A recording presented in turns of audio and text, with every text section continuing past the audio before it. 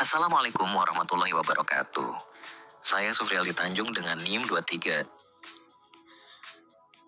Sejak zaman keemasan peradaban Islam, sains telah berkembang pesat di tangan para ilmuwan muslim.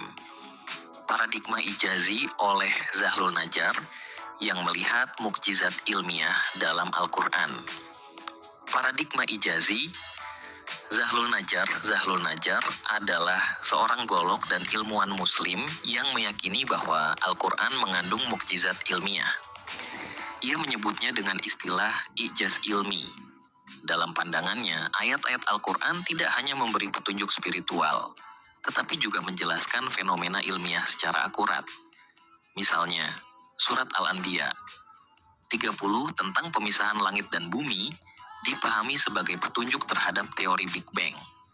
Surat Al-Mu'minun 12-14 menjelaskan proses penciptaan manusia yang sesuai dengan tahapan perkembangan janin dalam ilmu embriologi. Najjar berpendapat bahwa sains modern telah membuktikan kebenaran ayat-ayat Al-Quran yang sebelumnya hanya dapat dimaknai secara metaforis. Paradigma ijmali oleh Ziauddin Sardar yang menekankan nilai-nilai Islam dalam ilmu pengetahuan. Paradigma ijmali Ziauddin Sardar. Ziauddin Sardar adalah pemikir asal Pakistan Inggris yang mengembangkan pendekatan ijmali terhadap sains. Ia menolak gagasan bahwa sains itu netral dan bebas nilai. Menurutnya, setiap ilmu memiliki nilai ideologis dan dampak sosial. Oleh karena itu, ilmu pengetahuan harus dikembangkan secara kritis dan bertanggung jawab sesuai nilai-nilai Islam. Ia menekankan bahwa ilmu tidak boleh hanya mengejar kemajuan teknologi, tapi juga harus memperhatikan keadilan, kemanusiaan, dan keberlanjutan. Ziauddin juga mengkritik sains barat modern yang sering mengabaikan etika dan menyerukan pengembangan sains Islam yang relevan dengan kebutuhan masyarakat muslim. Paradigma integratif oleh Ismail Faruqi yang mengajak kita untuk mengislamisasi ilmu pengetahuan. Paradigma integratif Ismail Raji Al-Faruqi. Ismail Faruqi memperkenalkan gagasan islamisasi ilmu pengetahuan.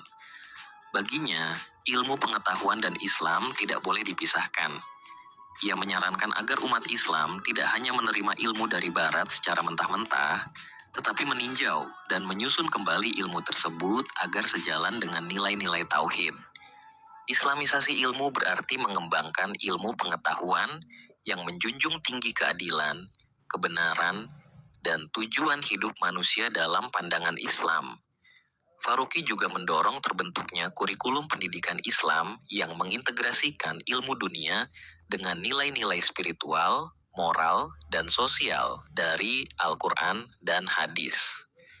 Paradigma rekonsiliasi oleh Nidal Guesum yang membangun jembatan antara sains dan agama.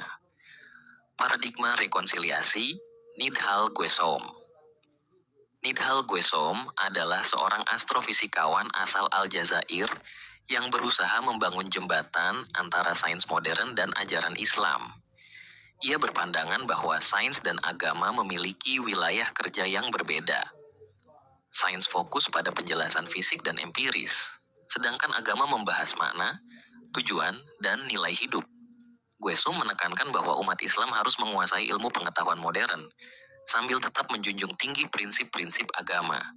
Ia mendorong pendekatan dialogis dan saling menghormati antara ilmuwan dan ulama, agar tidak terjadi konflik antara sains dan iman.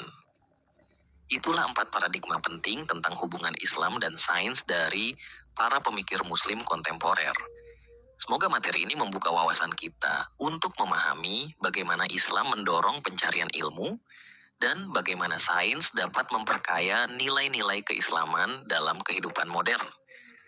Mari kita eksplorasi bagaimana Islam mendorong pencarian ilmu dan memperkaya nilai-nilai keislaman.